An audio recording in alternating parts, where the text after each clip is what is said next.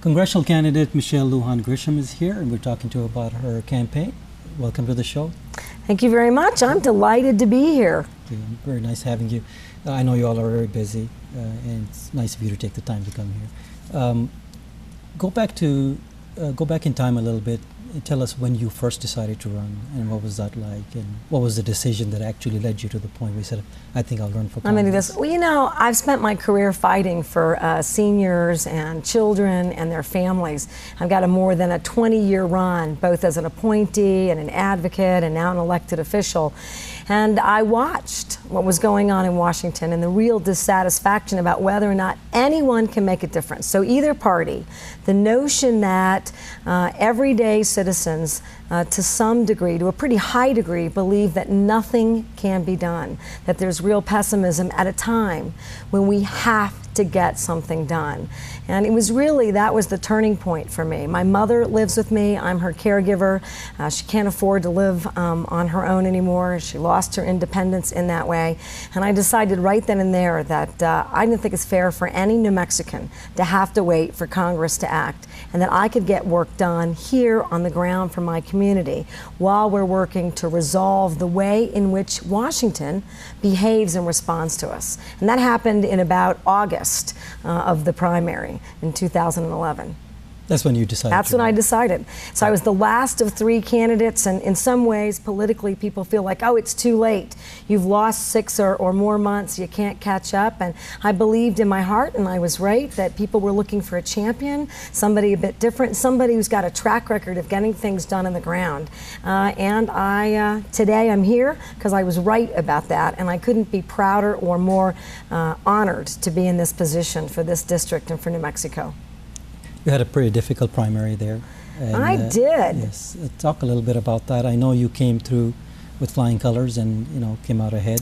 Well, really, when you've got more than a 2-person race, strategically, they're very difficult. So if I know what distinguishes me from another candidate, but that's difficult in a primary.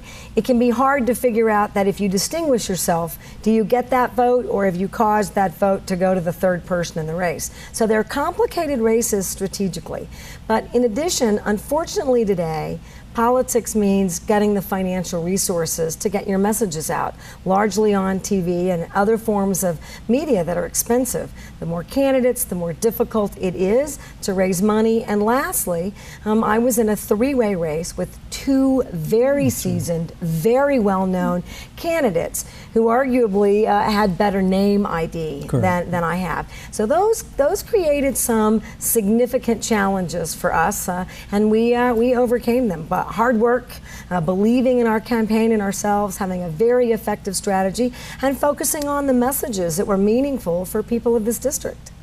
I think the campaign message had a lot to do with it. What exactly do you think it helped you specifically as far as winning the primary? I think we did 3 things really well. One, we were the first on TV with a positive message. All right, I'm going to go to Washington. I'm going to get something done. I'm going to cooperate but not compromise my core values for New Mexicans, and I know what a difference that's going to make for families. So people were waiting for that, and we kept that positive message. The second message and second effort, we are under attack. There are whole populations under attack. Correct. And at that particular time, a very right-wing radical Republican House had determined that they were going to erode women's rights.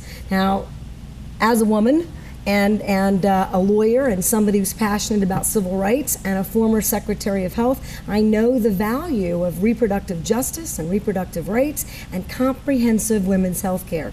And the notion that today a Congress would take that away was a message not only am I passionate about and knowledgeable about, clearly better than just a vote that you can count on, but I'm your ally. I'm going to carry that torch for our daughters and granddaughters in the future.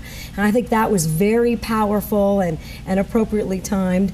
And then our last message was to really talk about some of the substance and some of the things that we knew would get done, and to show that we had real support. I was endorsed by the Journal and the Alibi. Correct. That's sometimes an unlikely pair of endorsements, and so I can deal with difficult budget issues. I understand those complexities. but I have that social justice side and compassion. I know what New Mexico and working families need, and I know what they want. And I think those three things were very powerful in this contest. I know you were looking forward to the winning, but the night that you won, were you expecting to win that night? I know it was a very close call there for a little while we were watching. The only polling we had, both by the Journal and by our own campaign, said that I was tied with Eric Griego. So you don't know. You're just working hard. You're meeting every voter. You're trying to get everything done that you can, do it, and make sure that it's done right. And that was tough. So on election day, you really don't know. What most candidates do in those kind of contests is you do tracking polls every couple of days, but there were no resources to do that. And I don't believe, but I don't know for sure, that the other candidates had access to those resources or made those decisions in their campaigns. So we just hit that day like every other day in the campaign. We didn't take any voter for granted or any opportunity, and we worked hard straight through until the last minute, and those polls closed, and waited for the results just like everybody else. I know you did a wonderful job. We're going to take a short break. Certainly. We'll come back. We'll be right back.